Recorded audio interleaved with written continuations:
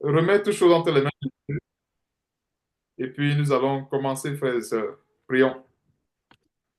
Éternel notre Dieu, nous te bénissons, nous te rendons grâce encore, Seigneur Dieu, pour ce banquet que tu nous ouvres à ce moment. Ce banquet, encore une fois de plus, que tu nous donnes de savourer par ta grâce. Merci encore, Seigneur Dieu, pour des leçons et des révélations que tu as préparées d'avance pour nous. Donne-nous surtout, Père éternel, de savourer ces révélations et de mettre cela en pratique dans nos vies. Merci encore, Seigneur Dieu, pour ta grâce, pour ta parole et pour les bénédictions que tu déposes dans nos vies constamment. Sois béni, sois glorifié, éternel, pour toutes choses et surtout cela le nom puissant et merveilleux de notre Seigneur Sauveur Jésus-Christ que nous t'avons ainsi prié. Amen. Amen. Gloire à Dieu. Donc, nous allons partager un thème aujourd'hui concernant le droit de rachat des terres. Et la notion, nous allons voir ce droit de rachat. Pourquoi ce droit de rachat? C'est parce que la Bible dit que la terre est au Seigneur.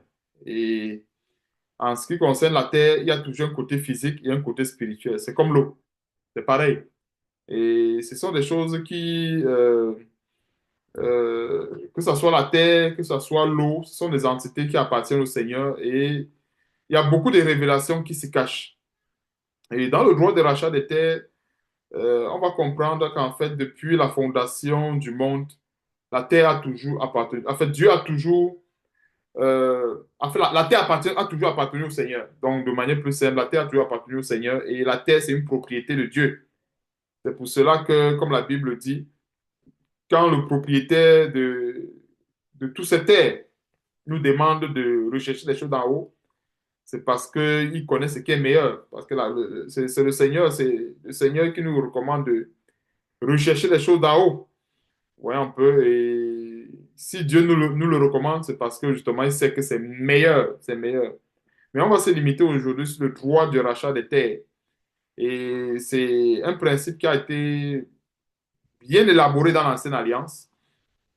Pourquoi? Parce que le salut dans l'Ancienne Alliance était physique et le combat était aussi également physique. C'était beaucoup plus les conquêtes des territoires. Et nous avons une seule conquête aujourd'hui, c'est la conquête de notre territoire qui est le ciel. Versus la conquête dans l'Ancienne Alliance, c'était les territoires terrestres. Et toute terre appartient au Seigneur. Donc, c'est ce en fait, c'est tout l'élément qui va revenir. Et ce droit de rachat, Dieu a tout simplement élaboré ce droit afin de détenir l'exclusivité, je voulais dire, afin que l'homme ne puisse pas s'approprier de sa gloire. On voit un peu parce qu'en fait, comme on va voir par la suite, Dieu avait donné la capacité aux gens de vendre les maisons, mais les mêmes personnes avaient aussi également le droit de rachat, ou bien une personne de la famille avait un droit de rachat. Et ce droit de rachat que Dieu a initié, c'est parce que justement, la terre ou les maisons, peu importe, ça appartient d'abord à Dieu avant de nous appartenir, bien avant d'appartenir aux hommes. Donc, c'est un très grand détail que nous allons voir ici. Et ça nous permet aussi également de comprendre à la fois qu'en fait, que tout ce que nous avons, en réalité, appartient d'abord à Dieu. Si vous comprenez un peu. Donc, voilà un peu là où l'enseignement va nous conduire. Que tout ce que nous avons, oui, ça nous appartient, mais ça appartient d'abord à Dieu. Pourquoi? Parce que c'est un principe que Dieu a établi depuis les temps anciens, tel que nous allons bien le voir ici dans Lévitique. Donc, sans plus tarder, tournons le but dans Lévitique chapitre 25. Lévitique chapitre 25 à partir du verset 1. On va lire à partir du premier verset. Je vais m'arrêter dans des parties, on va s'arrêter dans des versets, dans certains versets assez substantiels pour la compréhension de l'enseignement. Lévitique 25, verset 1. L'Éternel parla à Moïse. J'ai dit au nom de notre Seigneur et Sauveur Jésus-Christ. L'Éternel parla à Moïse sur la montagne de Sinaï et dit, parle aux enfants d'Israël et tu leur diras, quand vous serez entrés dans le pays que je vous donne, la terre se reposera. Ce sera un sabbat en l'honneur de l'Éternel. Et ça montre, de l'autre côté, on voit comment Dieu est en harmonie avec sa créature, y compris même la terre. On peut se demander, mais comment est-ce que Dieu peut donner un commandement en disant que la terre va se reposer? Or, c'est une bonne préfiguration de nous-mêmes et de Dieu. Parce qu'en fait, nous sommes dans un enseignement où nous voyons la correspondance sur trois plans. C'est-à-dire d'abord Dieu, nous et l'entité terrestre que nous sommes en train de voir. Parce que quand Dieu dit que la terre se repose, c'est parce que lui-même d'abord s'est reposé de ses œuvres. C'est pour ça que vous comprenez un peu les coordonnées que je t'ai cité tantôt. Dieu s'est reposé de ses œuvres. Ça, c'est le premier élément. Second élément, Dieu sait qu'après avoir travaillé, nous, on est fatigué, il faut se reposer. Et de l'autre côté aussi également, il donne une ordonnance disant que non, que même la terre va se reposer aussi également. Donc, c'est pour dire en fait que quand nous voyons même la terre, même sur le plan physique, c'est quelque chose qui a une grande signification spirituelle pour le chrétien. La terre. Et il y a la terre, la dernière fois, j'ai parlé de l'eau. Il y a aussi également l'eau. Il y a la terre et il y a l'eau. Ouais, un peu. Ce sont des choses qui ont vraiment une très grande signification dans la vie d'un chrétien, comme on va voir par la suite. La terre se reposera, ce sera un sabbat en l'honneur de l'Éternel. Pendant 6 années, tu ensemenceras ton champ. Pendant 6 années, tu tailleras ta vigne et tu en recueilleras le produit. Mais la septième année, ce sera un sabbat, un temps de repos pour la terre. Vous voyez pourquoi est-ce que Dieu met l'accent? Pas un temps de repos pour les hommes ici, parce qu'il parle de la terre, mais un temps de repos pour la terre. Et ça montre cette harmonie que Dieu a envers sa créature. C'est Dieu qui a créé toutes ces choses. La terre, les mers, les océans. C'est Dieu qui a créé toutes ces choses. Donc, mais la septième année, ce sera un sabbat, un temps de repos pour la terre, un sabbat à l'honneur de l'Éternel. Tu n'ensemenceras point ton champ et tu ne tailleras point ta vigne. Tu ne moissonneras, verset 5, point ce qui proviendra des grains tombés de ta moisson, et tu ne vendangeras point les raisins de ta vie non taillés. Ce sera une année de repos pour la terre. Ce que produira la terre pendant son sabbat vous servira de nourriture à toi, à ton serviteur, et à ta servante, à ton mercenaire et à l'étranger qui demeure avec toi. Alors, dans ces inscriptions, il y a de très grandes révélations cachées, mais d'excellentes encore révélations cachées. C'est-à-dire quoi? Dieu dit ceci, pendant 6 années, le peuple devait travailler, c'est-à-dire exploiter la terre, pour tirer de cette terre-là des revenus, des fruits et tout ce que nous connaissons de la terre. Mais la septième année, la terre devait se reposer. Alors, le repos de la terre ici symbolise quoi? Ça symbolise en fait un temps de communion avec Dieu. Parce que n'oublions pas, la terre est en même temps cette coordonnée qui est physique, que nous voyons, mais la terre a aussi également une autre coordonnée qui est spirituelle, que nous sommes, parce que nous sommes des terres. Selon si on regarde la parabole du semeur, Matthieu chapitre 13, quand on parle de la graine qui est tombée en bonne terre, la bonne terre là, c'est le chrétien. Donc nous sommes des terres. Donc quand Dieu dit que la terre va se reposer, c'est une façon de marquer. C'est pour dire en fait qu'en tout temps, en fait, je vais vous donner un exemple assez simple pour qu'on comprenne en profondeur cette révélation-ci. La Bible dit que celui qui ne travaille pas ne mange pas non plus. Et comme en toute chose, l'excès nuit, Dieu a bien prévu que pour qu'il n'y ait pas d'excès, qu'il y ait quand même un temps de repos. Et le temps de repos, c'est ce temps-là où on se ressource avec Dieu.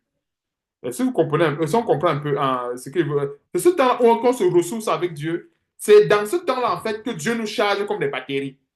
Et comprenons que la même façon que Dieu nous charge comme des batteries quand on se repose, c'est aussi également de la même façon que Dieu charge aussi également la terre physique des provisions quand il est au repos. Regardons le détail. Verset 6. On va reprendre le verset 6 sur le droit de rachat des terres.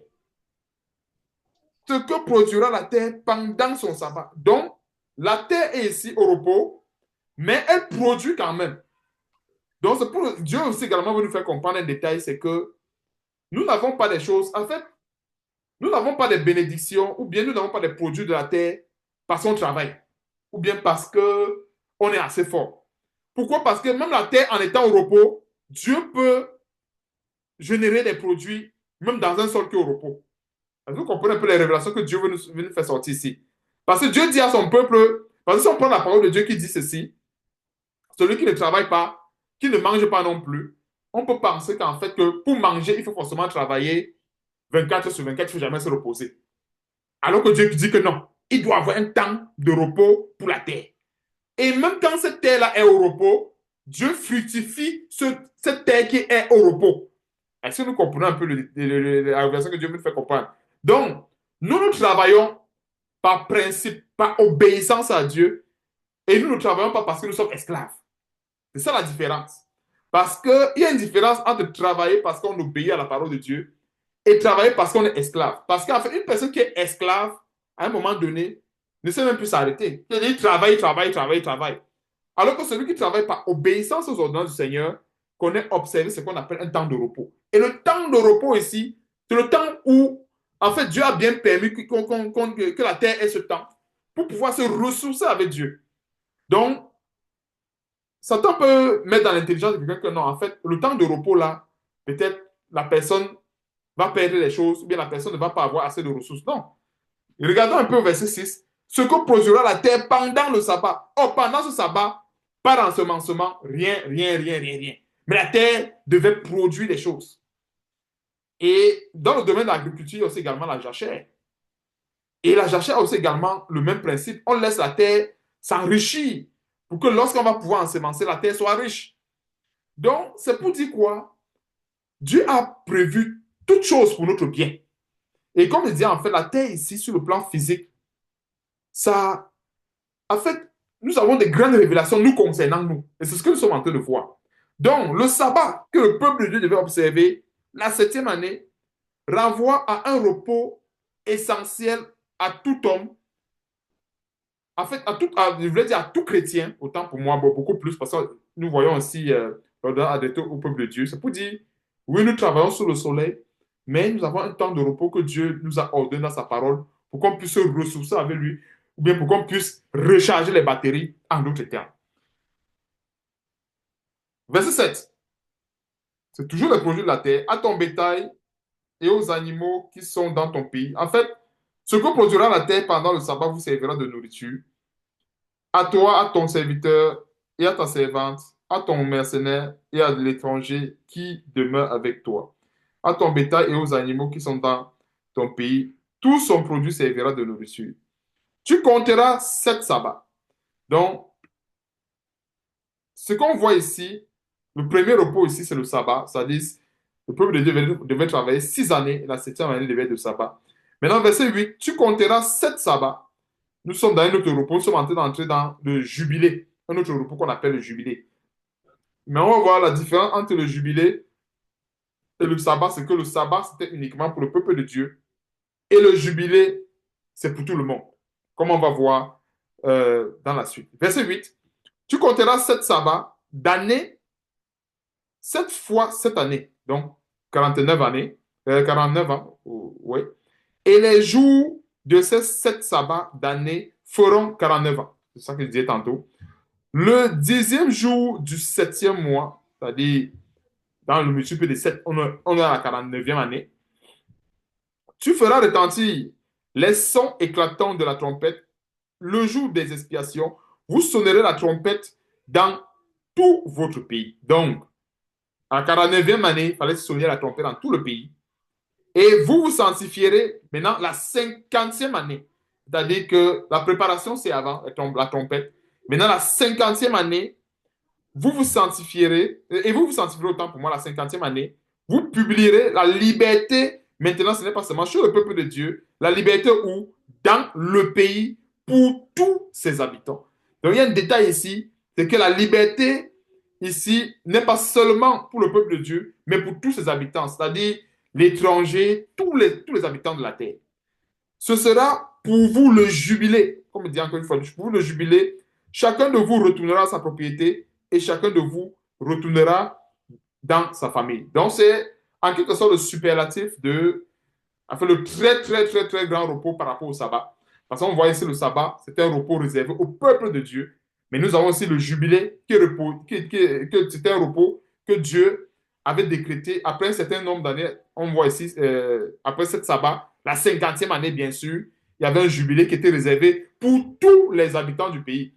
Et ça montre en quel point les symboles de la croyance étaient respectés, ou bien Dieu avait, Dieu tenait à faire respecter les symboles de la croyance, même, en fait, même à l'égard des étrangers. C'est ce que je voulais faire comprendre. C'est que quand il parle du repos, en ce qui concerne tous les habitants du pays, c'est pour dire quoi? Les étrangers sont là. Ceux qui ne servent pas Dieu, tout le monde est là. Et ça montre à quel point Dieu est bon.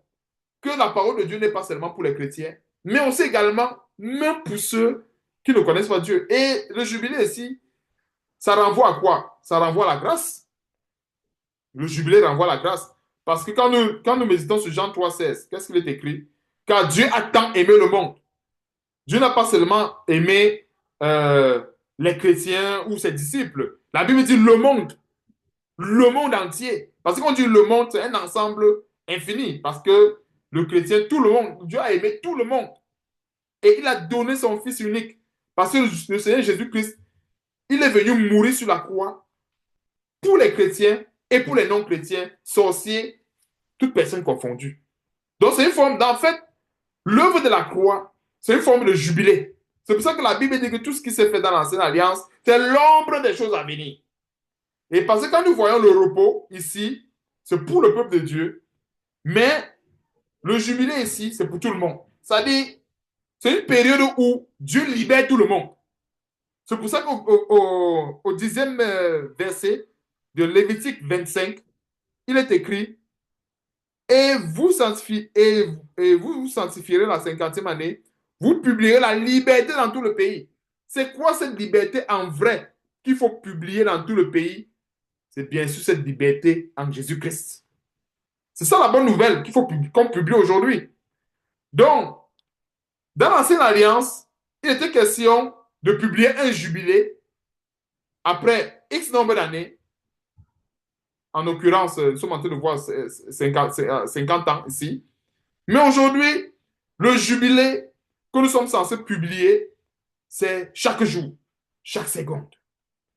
Pourquoi? Parce que la liberté que nous avons publiée dans tout le pays, c'est une liberté qui est accessible à tout moment. Et c'est pour ça qu'on se comprend un peu. Nous avons dit bien que les choses de l'Ancienne Alliance, c'était l'ombre des choses à venir. Regardons un peu le jubilé ici, qui est bien sûr l'ombre de la grâce. Est-ce que vous comprenez un peu? C'est quasiment l'ombre de la grâce. Parce que la vraie liberté aujourd'hui, nous l'avons en Jésus-Christ. Et cette liberté n'est pas seulement pour les chrétiens, elle est pour tout le monde. Elle est même pour tout, oui, elle est pour tout le monde. Ceux qui ont été affranchis par la vérité et ceux qui n'ont pas été affranchis par la vérité. Et en ce qui concerne l'affranchissement par la vérité, c'est niveau après niveau. Que quelqu'un ne pense pas que parce qu'il a été affranchi aujourd'hui par la vérité, qu'il n'a plus besoin d'être affranchi par la vérité. C'est faux, c'est qu'il est dans la séduction. L'affranchissement par la vérité, c'est niveau après niveau. On peut être affranchi par la vérité, mais on est encore au niveau 1. On a encore besoin d'être affranchi par la vérité pour tomber au niveau 2, 3, 4, et ainsi de suite. Maintenant, celui qui n'a pas encore été affranchi par la vérité a toujours besoin d'être affranchi par la vérité. Donc, en d'autres termes, cette liberté, on la voit partout. On la voit à tous les niveaux.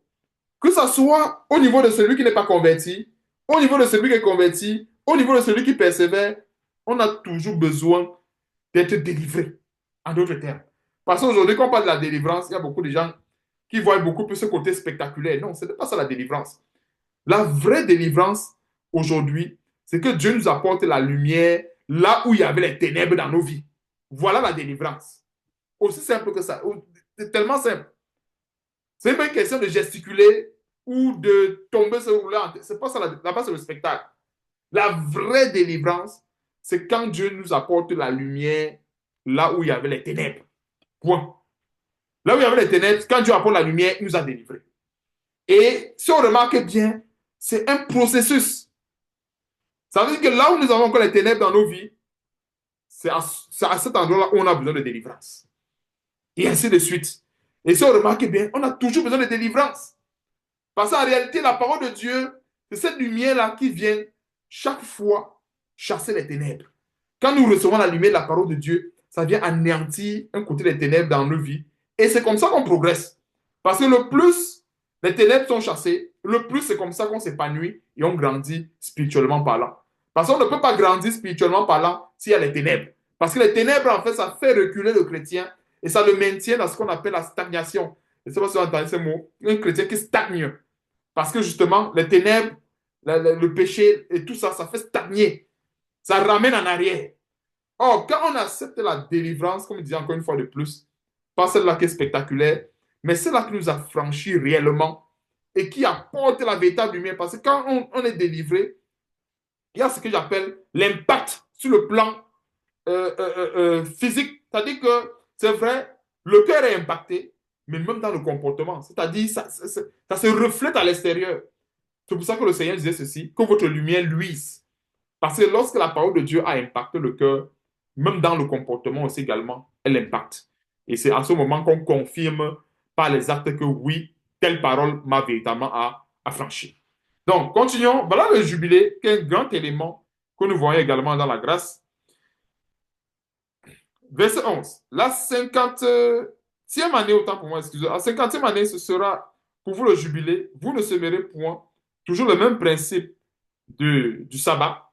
Sauf que nous sommes dans un champ un peu plus large. Le sabbat est plus restreint, c'est-à-dire c'est pour les enfants de Dieu, versus le jubilé qui est pour tout le monde. Verset 11. La 50e année, ce sera pour vous le jubilé. Vous ne semerez point, vous ne moissonnerez point ce que les champs produiront d'eux-mêmes. Et vous ne vendangerez point la vie non taillée. Car c'est le jubilé, vous le regarderez comme quoi? Une chose sainte. C'est ça qui dit tantôt l'ombre des choses à venir. Donc, cette chose sainte-là, en fait, ça se rapporte aujourd'hui au salut que nous avons en Jésus-Christ. Vous mangerez le produit de vos champs. Dans cette année de jubilé, chacun de vous retournera dans sa propriété. Maintenant, donc, à partir du verset 14, Dieu introduit le droit de rachat des terres. Si vous vendez à votre prochain ou si vous achetez de votre prochain, si vous vendez à votre prochain ou si vous achetez de votre prochain, qu'aucun de vous ne trompe son frère. Tu achèteras de ton prochain en comptant des années depuis le jubilé et il te vendra en comptant les années de rapport. Plus il aura d'années, plus tu élèveras le prix et moins il y aura d'années, plus tu le réduiras. Car c'est le nombre de récoltes qu'il te vend. Qu'aucun de vous ne trompe son prochain, tu craindras Dieu, car je suis l'Éternel, votre Dieu. C'est cette même parole que l'apôtre Paul a repris dans la Nouvelle Alliance en disant que personne n'use de fraude et de cupidité envers son frère dans les affaires. C'est quasiment la même parole qui a été redite par l'apôtre Paul de manière plus simple. Mettez mes lois en pratique, observez mes ordonnances et mettez-les en pratique et vous habiterez en sécurité dans le pays. Et c'est quoi habiter? Quand on parle d'habiter Quand la Bible parle d'habiter en sécurité dans le pays, c'est pour dire quoi? En fait, je crois on avait abordé cette notion la dernière fois, habiter en sécurité dans le pays. C'est qu'en fait, la parole de Dieu que nous mettons en pratique constitue pour nous un bouclier. Et je vais ouvrir une petite parenthèse par rapport au bouclier de la foi. C'est maintenant que je comprends un détail par rapport au bouclier de la foi. Moi, par le passé, je n'ai pas compris le détail du bouclier de la foi. C'est qu'en fait, la foi, c'est ce système-là dans lequel nous retrouvons l'obéissance et la mise en pratique de la parole de Dieu. En fait, c'est ça le système de la foi. Et plus ce système est enrichi, le plus nous avons un grand bouclier. Le moins il est enrichi, le moins on a un bouclier. En fait, on n'a pas de bouclier. Est-ce que vous voyez un peu ça? C'est-à-dire que si on prend le système de la foi, obéissance, peut-être méditation, mise en pratique de la parole de Dieu, si le système est, comment dire, si le système évolue, si le système est varié, le système est plus grand, en fait, nous avons un très, très, très grand bouclier. Donc, c'est d'où en fait l'expression du bouclier de la foi que nous voyons dans, je crois, Éphésiens chapitre 6, dans les armes spirituelles. Parce que quand nous voyons le bouclier de la foi, c'est pas forcément pour dire que parce que je crois en telle chose que c'est un bouclier. Non, ça ne se limite pas à ça. Parce que la foi, c'est tout ce système-là. Parce que je prends l'exemple, une personne qui vit dans la désobéissance à l'égard de la parole de Dieu, mais le moment où il va invoquer le Seigneur, c'est pas parce qu'il va prier du matin jusqu'au soir, que, en fait, comment dirais-je, pas parce qu'il va, je voulais dire, ce n'est pas au moment de la détresse qu'il va développer son bouclier. Je crois que c'est ce que je voulais dire. Donc, le bouclier, là, c'est quelque chose que nous entretenons quotidiennement et nous entretenons ce bouclier permanemment. Le bouclier de la foi, c'est également se construit comme une maison. Comprenez un peu, le bouclier se construit comme une maison également. C'est que le plus nous cultivons cette proximité avec Dieu, le plus le bouclier est grand. Et le chemin aussi également inverse. C'est pour dire, une personne qui n'a pas une bonne relation de proximité avec Dieu, ben, il aura un faible bouclier. Donc, c'est ça, en fait, quand on parle du bouclier de la foi, ça émane de tous ces détails-là. C'est-à-dire la relation avec Dieu, comment nous entretenons cette relation avec Dieu, comment nous vivons notre communion avec Dieu, ça nous confère ce bouclier, ça nous donne ce bouclier-là. Et ce bouclier, en fait, n'est pas physique, il est spirituel. Alors, une personne qui a cette relation de proximité permanente avec Dieu, il a un très grand bouclier. C'est clair qu'il n'a même pas besoin de passer des nuits blanches à prier, peut-être pour avoir la solution, bien pour avoir les instruments aux prières. Mais c'est une personne qui a un faible bouclier, que peut-être il va falloir crier sans cesse et peut-être même pas avoir des instruments. Vous comprenez un peu. Donc, voilà un peu le détail sur le bouclier de la foi. Pourquoi j'ai ouvert cette parenthèse? Parce que Dieu a dit ceci, vous mettez mes lois en pratique, observez mes ordonnances et mettez-les en pratique et vous habiterez en sécurité. Donc, en général, le peuple, je crois que ça rejoint également le même principe que j'en avais parlé la dernière fois avec le parapluie. C'est que le chrétien lui-même se met en insécurité lorsqu'il sort du parapluie. Ça rejoint c'est le même principe également qui revient à toi ici. Donc, le plus on cultive ces relations de proximité et c'est comme ça qu'on est protégé. Et quand on s'éloigne, ben, on perd justement cette protection-là, c'est-à-dire le bouclier de la foi. Donc, je vais sauter rapidement pour qu'on entre dans le vif du sujet en ce qui concerne le droit du rachat euh, des terres. Verset 23, verset 23. Les terres ne se vendront point à perpétuité. Bon, c'est un chapitre qu'il faut lire tout complet. C'est vraiment intéressant, mais je veux vraiment qu'on aille sur les éléments qui parlent du droit de rachat des terres. Les terres ne se vendront point à perpétuité. Pour quelle raison? Parce que c'est la raison que Dieu donne. Car le pays est à moi. Car vous êtes à moi comme étrangers et comme habitants. Dans tout le pays dont vous aurez la possession, vous établirez le droit de rachat des terres. Et quelque part, notre salut émane aussi également de là. Parce que la Bible dit que pas que nous avons été rachetés à un grand prix. 1 Corinthiens chapitre 6. Alors, ce droit de rachat des terres, c'est parce que le pays appartient à Dieu, la terre appartient à Dieu. Donc, Dieu reste et demeure le propriétaire de la terre. La Bible dit quoi? Nous sommes à Dieu comme des étrangers et comme des habitants. La Bible dit qu'on doit vivre comme des étrangers et pèlerins sur la terre. Donc, ce n'est pas un nouveau verset. Et en général, quand nous voyons l'évangile, les épîtres, les apôtres n'ont que, comment dirais-je, c'est ce qu'ils sont en train de voir. C'est la même parole qui revient. Comme l'apôtre Paul disait que soyez, vivez comme des étrangers, des pèlerins sur la terre. Ce n'est pas une parole qui est sortie au hasard, non. On va sur le verset, voilà où c'est sorti. Dieu dit ceci, verset 23, car vous êtes à moi comme quoi? Étrangers. Étrangers et comme habitants. Donc nous sommes les étrangers sur la terre. Verset 5, si ton frère devient pauvre et vend une portion de sa propriété, c'est lui qui a le droit de rachat. Et c'est pour ça qu'on se souvient un peu de l'histoire de Ruth et Boaz, qui avaient le droit de rachat des terres. Donc, c'est par là qu'est parti ce principe. Donc, c'est un principe qui a été élaboré par Dieu. Pourquoi? Parce que le pays appartient à Dieu. Et c'est la même chose pour nous aujourd'hui. Ce n'est pas un principe qui a été aboli. Non, le principe demeure aujourd'hui. C'est pour ça que tout ce que nous avons comme possession, ça appartient au Seigneur. Ça appartient au Seigneur. La plupart, remarquons, je vais donner un exemple assez simple pour qu'on le comprenne. Imaginons une personne qui a des terres, des maisons, des voitures. Le jour où la personne meurt, elle part avec quoi? Elle part avec rien.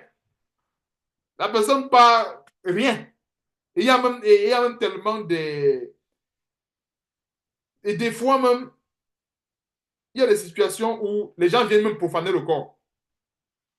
Je ne sais pas si vous avez entendu des situations comme ça. C'est qu'on a enterré, on a voulu enterrer quelqu'un avec des bijoux, des trucs en argent. La même nuit, les gens sont venus déterrer le corps et ils ont pris les bijoux, ils ont pris les habits, laissé le corps la nuit comme ça. Vous comprenez un peu. Pour dire en fait qu'en réalité, toute la terre là, les ressources, tout ça, ça appartient à Dieu. C'est la Bible qui nous l'enseigne. Et Dieu a bien voulu que du moment où nous sommes encore étrangers sur la terre, qu'on puisse être en communion avec lui et qu'il donne notre part. Et ça, ça se comprend pas. Je vais répéter un détail, c'est que quand nous sommes en communion avec Dieu, ici sur cette terre, c'est Dieu qui donne notre part. C'est pas comme si, comme les gens du monde pensent, que non, ça avait les forces qui vont arracher les choses, ça avait les forces qui vont s'acquérir. Non, ce n'est pas ça. Ça appartient à Dieu. Maintenant, donc, qu'est-ce que nous faisons? Nous allons vers Dieu, on se procède devant Dieu, on obéit à la parole de Dieu, et c'est Dieu qui donne notre quote part. C'est lui le vrai propriétaire. Et c'est pour ça que Dieu a établi ce droit de rachat des terres, parce que ça lui appartient au final. Et on va voir un peu plus en détail comment ça se passait dans l'ancienne alliance et comment est-ce que Dieu gardait ce droit de propriété sur les terres.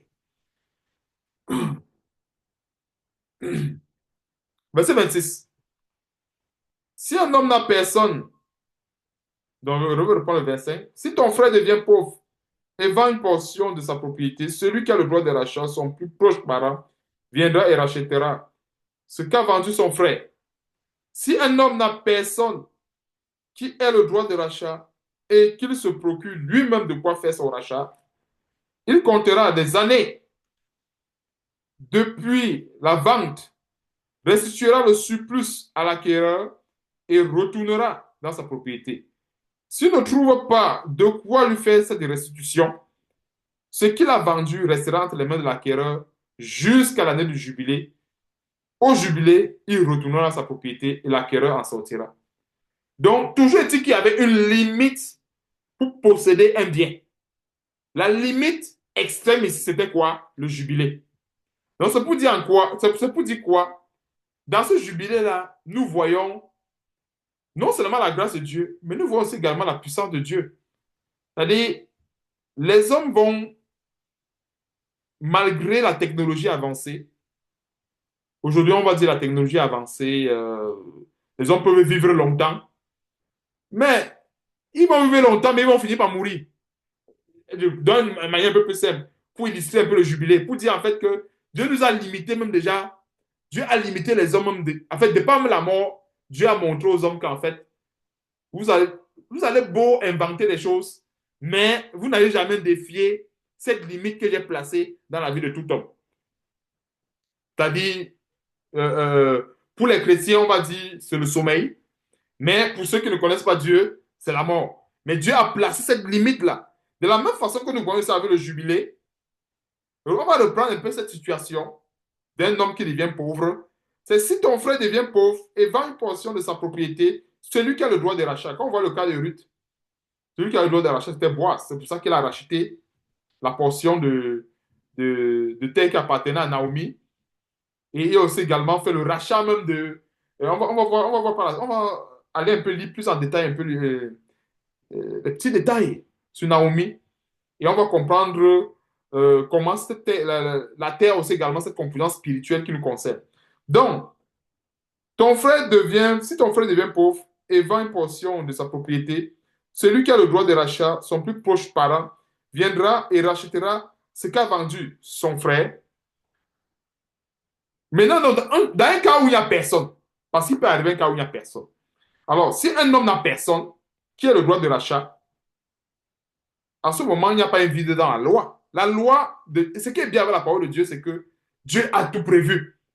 Quelqu'un ne va pas dire que non, dans ma famille, il n'y a personne, non, je vais garder le bien à perpétuité. Non, non, Dieu a dit que personne ne doit garder la terre à perpétuité. Donc, Il y a toujours une porte de sortie quelque part. Alors voici la porte de sortie.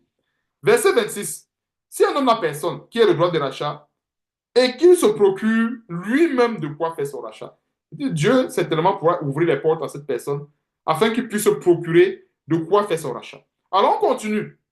Verset 27. Il comptera autant pour moi les années depuis la vente, restituera le surplus à l'acquéreur et retournera dans sa propriété. S'il ne trouve pas de quoi faire cette restitution, c'est un peu comme aujourd'hui une personne qui vend un bien. Je pense peut-être qu'elle a vendu sa maison peut-être à 100 000 et que le moment où il faut qu'il rachète sa propriété, la propriété vaut peut-être 120 000. Il y a un surplus. Vous voyez un peu, ce surplus-là, en fait, il doit le restituer à l'acquéreur pour pouvoir retourner dans sa maison. Mais maintenant, donc, s'il n'a pas ce surplus-là, c'est-à-dire ce 20 000, entre guillemets, qui représente la valeur certainement actuelle de la maison, parce que ce qui va se passer, s'il n'a pas ce 20 000, s'il ne trouve pas de quoi lui faire une restitution, c'est qu'il a vendu, bien sûr, puisque c'est de ça qu'il est question. Il est question de faire un rachat. Mais maintenant, donc, vu que les moyens font défaut, vu qu'il n'y a pas assez de moyens pour justement pour clôturer le deal, voici ce que Dieu prévoit dans la parole. S'il ne trouve pas de quoi lui faire cette restitution, ce qu'il a vendu restera entre les mains de l'acquéreur. Alors, celui qui a acheté la maison va rester avec la maison. Mais il ne va pas rester avec la maison indéfiniment parce que la parole de Dieu a dit ceci au verset 23, les terres ne se vendront point à perpétuité. Donc, il faut bien que cette parole soit respectée. Donc, il va rester avec le bien jusqu'au temps du jubilé. Donc, au temps du jubilé, qui est le temps de la liberté totale. C'est-à-dire que à ce moment-là, si quelqu'un avait acquis un bien et qui n'a pas pu, dans un cas par exemple, il n'a pas pu exercer son droit de rachat, parce qu'en rachetant le bien revient à Dieu.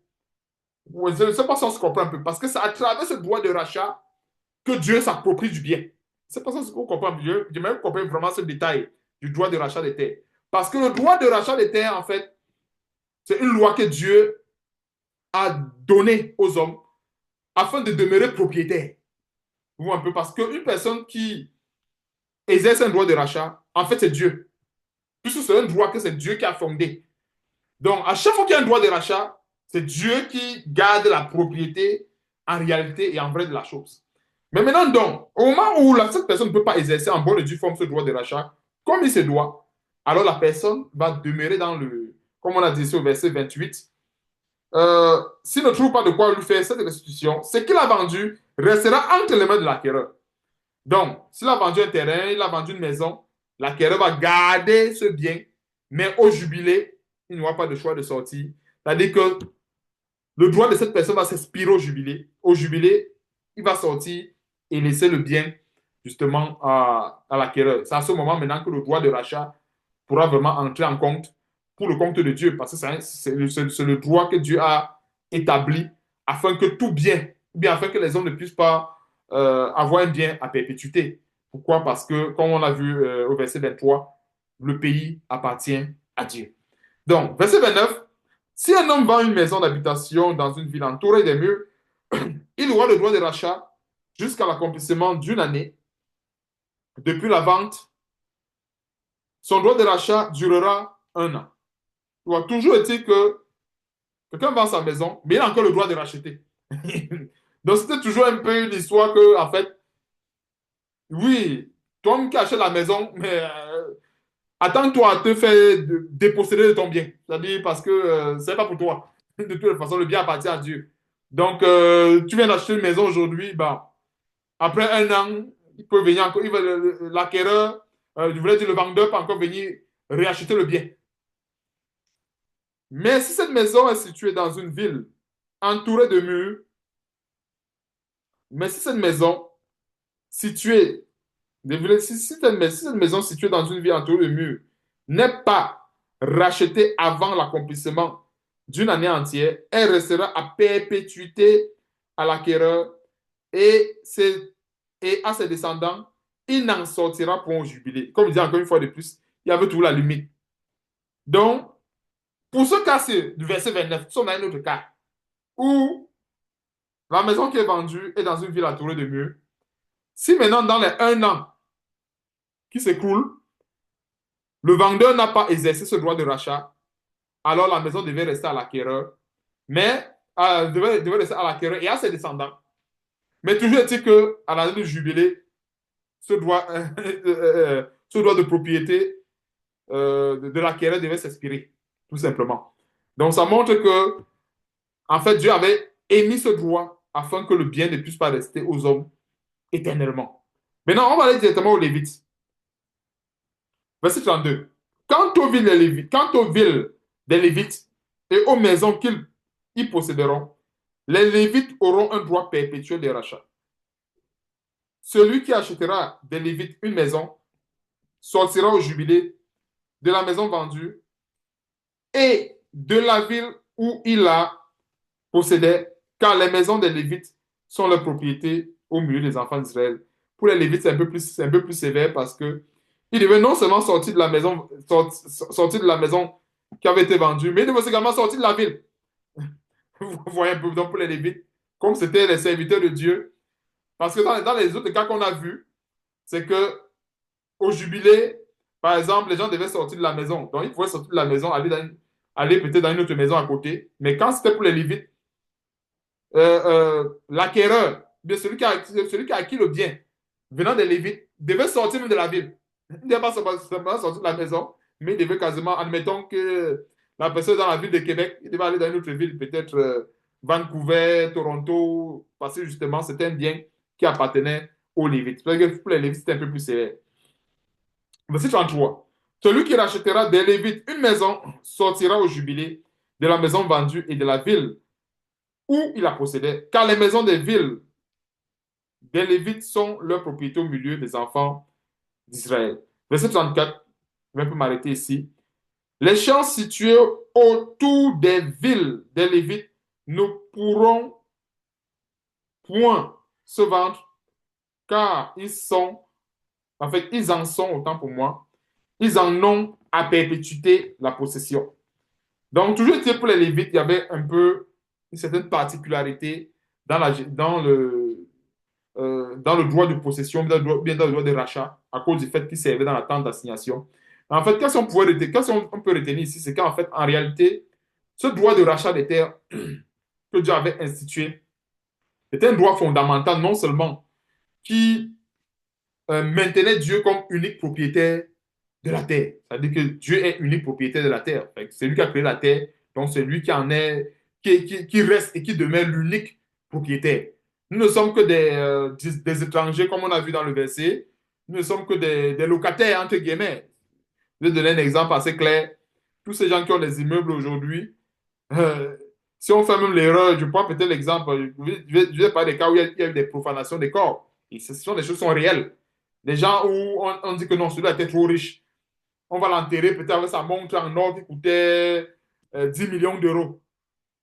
Si on ne met pas peut-être les gens pour garder la tombe pendant, je ne sais pas, ou 20 ans ou 30 ans, c'est sûr que la montre de 10 millions d'euros, si on ne met pas la sécurité la même nuit, les gens vont venir couper le bras à partir avec la montre. Ça, c'est clair. Donc, pour dire que, en réalité, même la montre de 10 millions d'euros qu'il avait, s'il dit qu'il veut être enterré avec, quelqu'un va venir prendre. En réalité, rien n'appartient aux hommes. Tout appartient en réalité à Dieu. Et c'est pour cela que, quand nous voyons ce détail et que nous retournons, allons un peu, avant d'aller dans 1 Corinthiens, j'aimerais qu'on ait un peu lu un petit détail par rapport à Naomi et Boaz. Il y a une grande révélation par rapport à Naomi et Boaz en ce qui concerne le droit de rachat. On va prendre juste quelques versets par rapport à Naomi et Ruth. C'est Ruth chapitre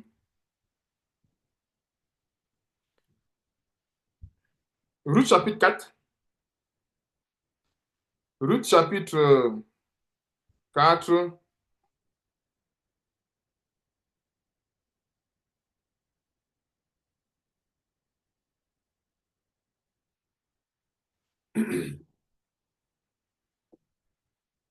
Commençons à partir du premier verset pour être dans le contexte. Boaz monta à la porte et s'y arrêta. Or, voici celui qui avait le droit de rachat. et dont Boaz avait parlé vint à passer. Boaz lui dit, approche, reste ici, toi un tel. Et il s'approcha et s'arrêta. Boaz prit alors 10 hommes parmi les anciens de la ville, et il dit, asseyez-vous ici, et ils s'assirent. Verset 3. Puis il dit à celui qui avait le droit de rachat, Naomi est revenue du pays de Moab, a vendu la pièce de terre qui appartenait à notre frère Émilec, Elimelech, autant pour moi. Et Naomi, c'est Naomi, la belle-mère de Ruth. Je crus devoir t'en informer et te dire à qui elle a en présence des habitants et en présence des anciens de mon peuple. Si tu veux racheter, rachète, mais si tu ne veux pas, déclare-le-moi afin que je le sache, car il n'y a personne avant toi qui ait le droit de rachat, et je l'ai après toi. Et il répondit, je rachèterai. Boaz dit, le jour où tu acquéras, euh, Boaz dit, le jour où tu acquéras le champ de la main de Naomi, tu l'acquéras en même temps de Ruth, la Moabite, femme du défunt, pour relever le nom du défunt dans son héritage.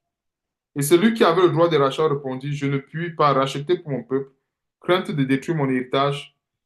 Prends pour toi mon droit de rachat, car je ne puis pas racheter. Autrefois en Israël, pour valider une affaire quelconque relative à un rachat ou un échange, l'un ôtait son soulier et le donnait à l'autre. Cela servait de témoignage en Israël. Celui qui avait le droit de rachat dit donc à Boaz, acquiert pour ton compte, et il ôta son soulier. Alors Boaz dit aux anciens et à tout le peuple, vous êtes témoins aujourd'hui que j'ai acquis de la main de Naomi, la belle-mère de Ruth, bien sûr, tout ce qui appartenait à Elimelech et à Kiljon et à Machlon, et que je me suis également acquis pour femme. Donc, il n'a pas seulement acquis un terrain qui était physique, il a aussi également acquis un terrain qui était spirituel, qui est cependant Ruth. Donc, et que je me suis également acquis pour femme, Ruth, la Moabite, femme de Machlon, pour relever le nom du défunt dans son héritage, afin que le nom du défunt ne soit point retranché d'entre ses frères, et de la porte de son lieu, vous en êtes témoins aujourd'hui. Alors, l'histoire, pourquoi je suis rentré dans l'histoire de Boaz, Ruth et Naomi? Et s'il faut regarder un peu la chose beaucoup plus en profondeur sur le plan spirituel, si on regarde les origines déjà euh, de Naomi, hein, Naomi était Moabite, comme nous voyons ici. Non, non, je voulais dire Ruth, la Moabite. Et qu'est-ce que cela veut dire? En fait, en réalité, le droit de rachat que Boaz avait sur Ruth ici, c'est le même droit de rachat que Jésus-Christ a eu sur nous. Parce que Boaz, ça c'est un exemple. euh, L'exemple de Boaz et Ruth, c'est l'exemple de Jésus-Christ et nous. Parce que n'oublions pas, nous tous avant, on était comme des Ruth. Hein, c'est-à-dire qu'on était privés de la cité en Israël. On était tous des Moabites. On était des enfants de malédiction, comme la Bible le dit. Donc, le droit de rachat que Boaz avait sur Ruth et sur tout ce qui lui appartenait, c'est le même droit que Jésus-Christ a eu sur nous pour nous ramener des ténèbres où on se trouvait jusqu'à la lumière où nous sommes aujourd'hui. Donc, c'est un très grand exemple pour qu'on comprenne en profondeur pourquoi est-ce que Dieu a instauré ce droit de rachat. Parce que, comme on regarde ce droit de rachat, le cas de Boaz, en fait, ça ne s'est pas seulement limité à une terre qui est physique, mais elle s'est étendue à une terre qui est aussi également spirituelle en la personne de Ruth. Et quand nous voyons Ruth, qui était cette terre spirituelle, c'est l'image de ce qu'on était à l'époque. La Bible dit quoi? Nous avons été rachetés à un grand prix. Mais on a été rachetés par Christ. Par qui autant pour moi? Excusez-moi. On a été rachetés par Jésus-Christ. C'est lui qui nous a rachetés.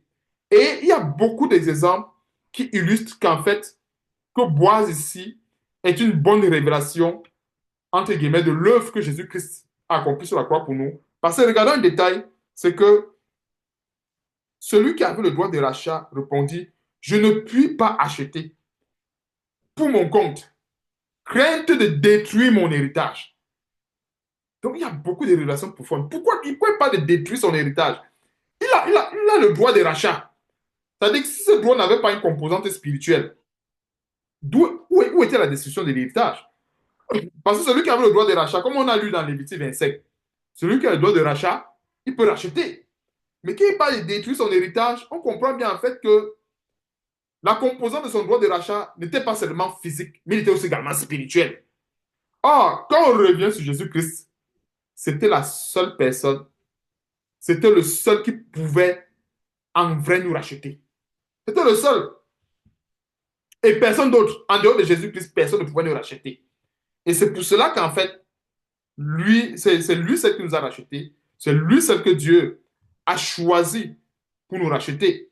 Et quand on regarde dans le cas de Boaz également, celui qui avait le droit de rachat, si on se limitait à la composante physique, en principe, rien ne devait l'empêcher. Mais comme je disais encore une fois de plus, tout ce qui se fait dans l'ancienne alliance, c'est toujours l'ombre des choses à venir. Donc, quand on parle de destruction ici, c'est quelque chose qui va à l'encontre de la volonté de Dieu. Mais comme je disais à l'époque, quand je disais ça, sur le plan physique, on ne peut pas comprendre.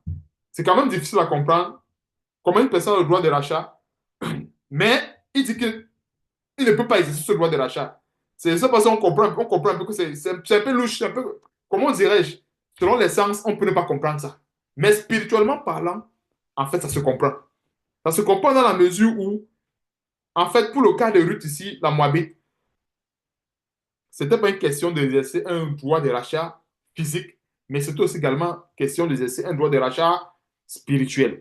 Pourquoi? Parce que quand on poursuit l'histoire de Boaz, Boaz ne sait pas à qui une portion de terre physique seulement, mais il sait aussi également à qui une portion de terre spirituelle en la personne de Ruth, bien sûr. Donc, quand nous voyons le droit de rachat des terres, c'est parce qu'en fait, que ce soit la terre physique qui existe ici-bas, c'est-à-dire les terrains, maisons et autres, ou bien les terres spirituelles, nous appartenons à Dieu. C'est pour ça qu'en fait, on peut déclarer haut et fort lorsque nous sommes, je l'ai dit, euh, on peut déclarer haut et fort devant le diable ou bien devant, comment dirais-je, oui, oui, devant le diable, qu'on appartient au Seigneur. Pourquoi? Parce que c'est quelque chose qui est biblique. On voit un peu. Et en principe, tous les hommes appartiennent au Seigneur, mais c'est seulement ce qui se passe, c'est que, comme je disais encore une fois depuis avec la notion du parapluie, Dieu nous a donné les lois pour qu'on puisse rester sous sa couverture. Mais ce sont les hommes généralement qui vont se mettre sous le joug de la servitude et qui empêchent par conséquent Dieu de les protéger ou bien qui, en quelque sorte, vient, je voulais parler un peu de la paternité, parce qu'en fait, Dieu, euh, je voulais dire, ce sont les hommes en fait qui enlèvent la paternité de Dieu sur eux. Je ne sais pas si je prononce bien l'affaire, c'est que Dieu, en fait, c'est un bon père pour nous. Et pour qu'il soit un bon père pour nous, nous devons nous comporter comme des enfants. Parce que euh, quand on parle de relation de père et enfant, père et fils, il faut bien que le fils reste à sa place et le père reste à sa place pour que la relation puisse bien fonctionner. Donc, le fils ne va pas chercher à prendre chercher à prendre la place du père et vice-versa. C'est pas ça qu'on se comprend un peu. Nous, en tant que fils, en tant qu'enfant, nous avons des choses à faire pour que Dieu reste et demeure notre père. Et en réalité, les choses ont été faites en telle enseigne que Dieu nous a assigné un cadre précis. C'est comme un bocal, c'est comme une boîte. Et dans ce cadre-là, nous avons les commandements de Dieu. Quand nous obéissons à ces commandements de Dieu, nous restons dans cette boîte et nous sommes des enfants. Et il est notre Père. Pour un peu, c'est une relation que je dirais, c'est tellement symétrique et proportionnel. C'est-à-dire que c'est tellement, les choses, ça se fait tellement naturel. C'est tellement naturel. Donc, maintenant, donc, une personne qui dit que non, je trouve que la boîte là, ça étouffe. La boîte là, vraiment, c'est la souffrance. Je préfère vivre ma liberté. Alors, cette personne va sortir du cadre d'enfant et devenir autre chose et Dieu ne sera plus son père. Parce que quand la personne sort de cette boîte, Dieu n'est plus son père. Même si la personne dit que Dieu c'est son père, en fait, en réalité, Dieu n'est plus son père. Parce que Dieu a bien voulu que cette personne reste dans une certaine, qu'elle pas une boîte, c'est une image. Parce que dans cette boîte, nous avons les commandements de Dieu, nous avons tout ce qui concerne la parole de Dieu. Et si la personne sort de cette boîte ou de cette coquille, en réalité, cette personne est en train de confesser, de par son attitude, que Dieu n'est plus son père. Donc, c'est exactement les mêmes principes que nous voyons avec les droits de rachat des terres. Le droit de rachat des terres ici, c'est une question de donner toujours cette propriété-là à Dieu. Parce que en rachetant les terres, en rachetant des propriétés pour Dieu, c'est une façon de dire à Dieu que c'est toi qui restes, qui demeure le propriétaire de toutes choses. C'est la même chose pour nous aujourd'hui.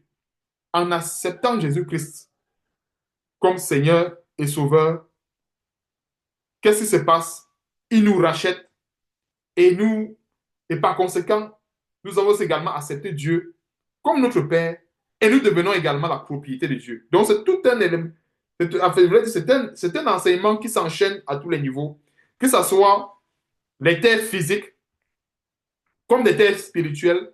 C'est un droit, en fait, que Dieu a élaboré afin de pouvoir être, comment dirais-je, afin de pouvoir être au-dessus de tout. Voilà, de manière plus simple, afin de pouvoir être au-dessus de tout, afin de pouvoir avoir le contrôle sur tout. Voilà, voilà le terme le plus approprié, afin de pouvoir avoir le contrôle sur toute chose.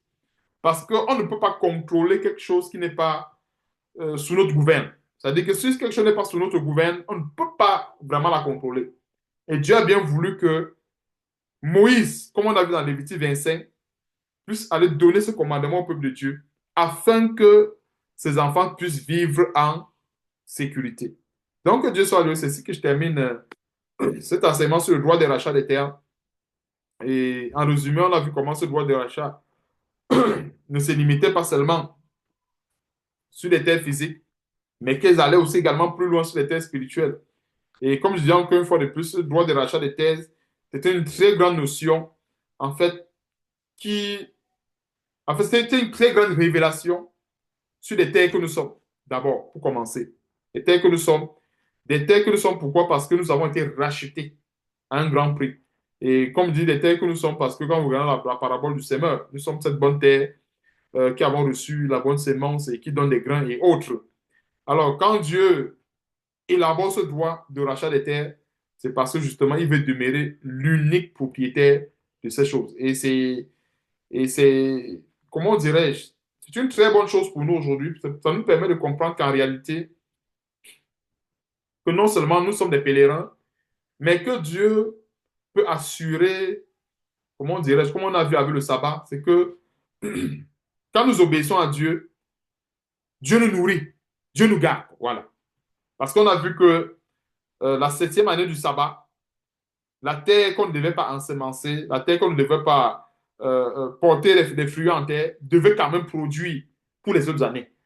Donc, c'est aussi également l'image du fait que quand nous sommes en communion avec Dieu, il peut arriver que le moment où nous sommes en communion avec Dieu et que, bon, financièrement parlant ou bien sur le plan financier, on n'a plus les mêmes entrées et autres. Et cette communion que nous avons avec Dieu, Dieu peut combler nos besoins. Et il y a quelque chose qui me vient à l'esprit pendant que je parle de ça, c'est que euh, les choses ont été faites. C'est vraiment, j'ai très souvent constaté, je crois que vous avez aussi également constaté cette équation se perpétuer dans la vie de l'homme. C'est que nous sommes toujours en train de résoudre des équations entre des entrées et des sorties. C'est-à-dire, je comprenais un peu entre des plus et des moins. C'est-à-dire, ça entre, ça sort, ça entre, ça sort. Je dis ça pourquoi? Parce que je reviens toujours un peu sur le sabbat. Le sabbat qui était la septième année, cette année, ils ne devaient pas travailler.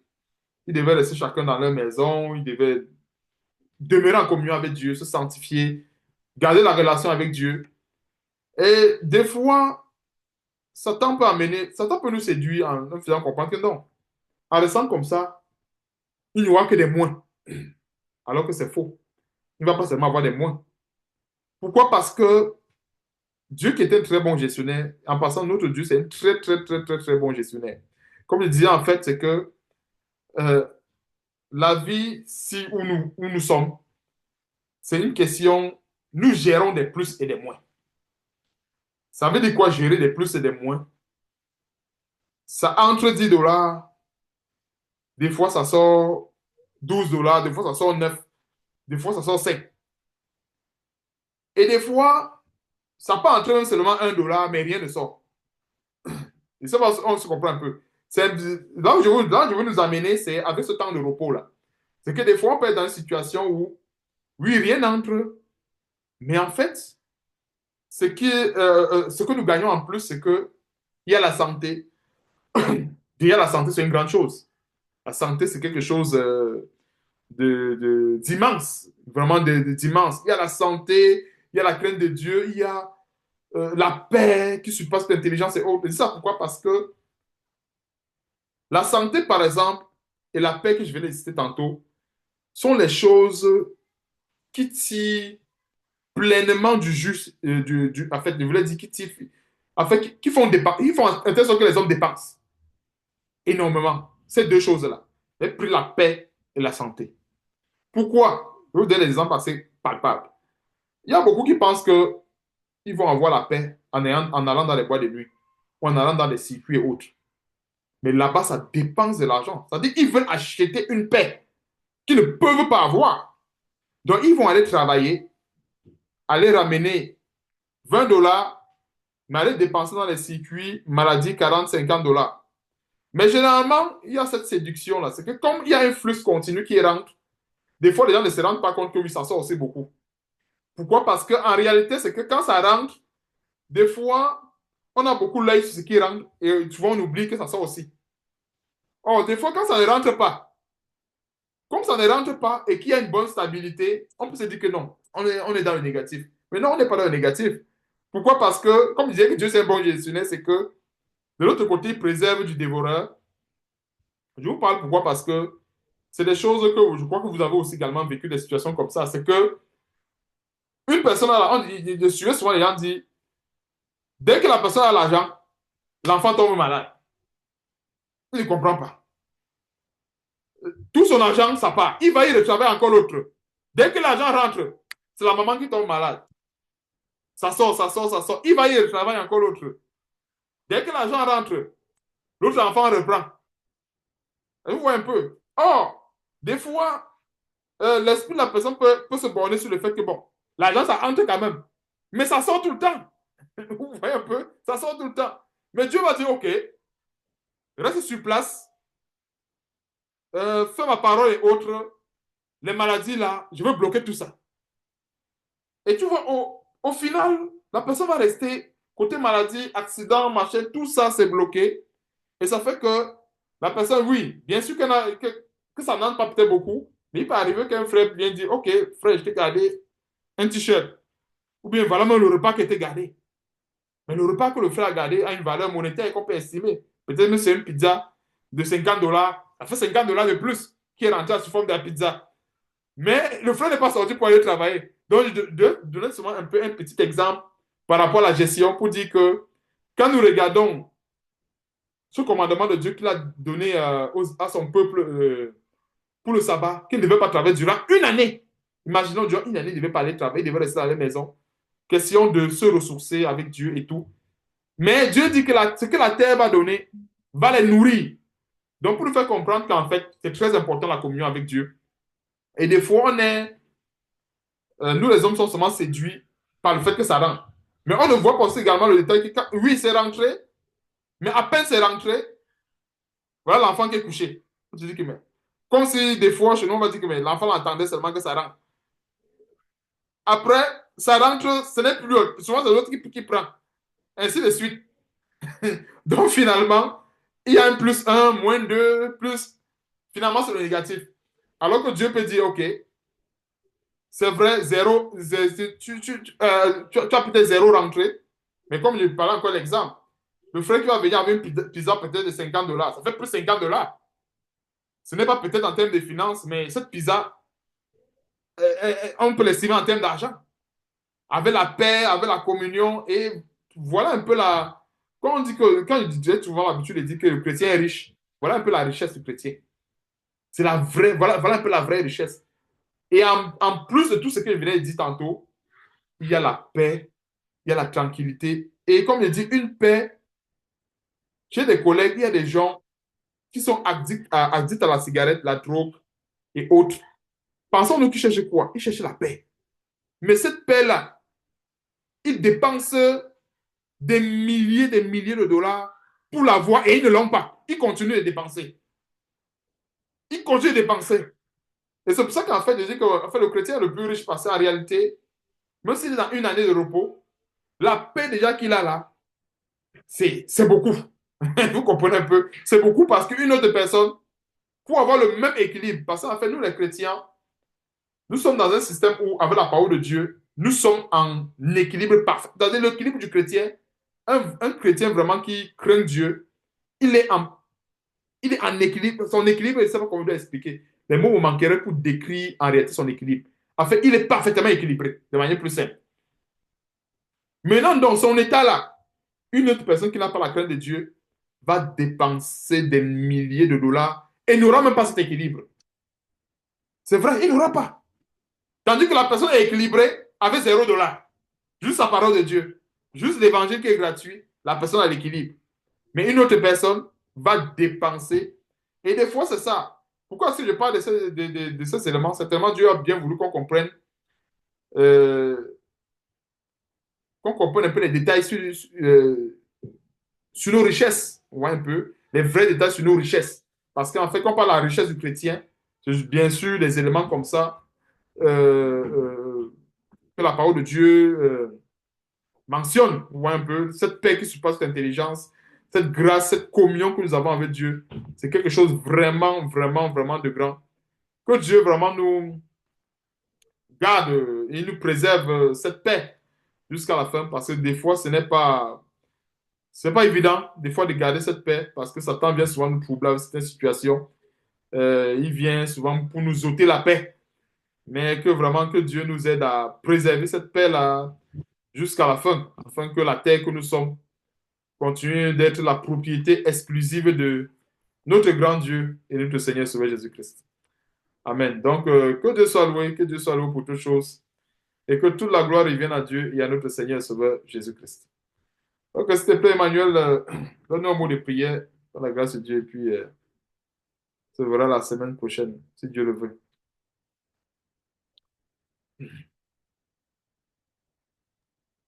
Ok. Prions Dieu. Éternel Dieu, roi des rois, merci parce que tu as renouvelé ta fidélité envers nous aujourd'hui en nous enseignant, en nous instruisant. Merci Seigneur pour le souffle de vie, pour la santé, pour la paix que tu nous donnes Seigneur. Merci Seigneur pour ce bouclier dont tu nous accordes chaque jour parce que nous ne pouvons pas voir ce qui se passe dans le monde spirituel, mais tu nous gardes, tu nous protèges de toutes les attaques de l'ennemi et nous te rendons vraiment grâce pour cela. Te dis également merci parce que tu nous apprends aujourd'hui à comprendre que tout appartient et que nous devons nous voir comme des voyageurs, Seigneur. Nous ne devons pas nous attacher à les choses de cette vie. Mais Seigneur, en tout chose, nous devons toujours voir ta grâce. Voulons te supplier, au Père, que tu permettes que ces paroles puissent rester dans nos cœurs et que nous puissions les mettre en pratique chaque jour dans nos vies. Voulons te prier, au Père, pour tout cela dans le monde qui cherchent ta voie, afin que Seigneur, tu puisses les montrer le chemin, que tu puisses les fortifier, que tu puisses leur donner le courage. Nous voulons également te prier, au Père, que tu puisses nous délivrer chaque jour, en nous révélant de nouvelles choses dans nos vies. Que Seigneur, que nous puissions grandir, que nous ne soyons pas stagnants dans notre foi, mais que nous puissions grandir chaque jour. Et que Seigneur, notre courage, notre amour pour toi puisse être toujours plus grand. Seigneur Dieu, nous voulons te supplier pour tous ceux-là, Seigneur, qui ont des problèmes, ceux-là qui sont dans les pays en guerre, ceux-là, Seigneur, qui sont énormément persécutés afin que tu puisses prendre grâce. Nous voulons également penser à tous ceux-là qui sont malades afin que tu puisses apporter la guérison. Seigneur Dieu, nous voulons te présenter le reste de la semaine afin que tu puisses continuer à nous bénir, à nous protéger et que tu permettes que par ta grâce, nous puissions nous retrouver la semaine prochaine. Nous te remettons nos vies entièrement entre tes mains, Seigneur. Sois avec nous, bénis-nous C'est au nom de Jésus-Christ que nous t'avons prié. Amen.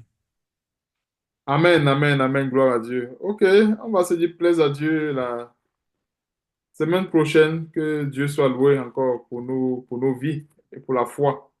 Donc, portez-vous bien par la grâce de Dieu. Yeah. Une Bye plaise à bye. Dieu la semaine prochaine, Dieu pour là. Donc, Ok. passez une excellente soirée, on est ensemble. Merci beaucoup. Yo. Bye.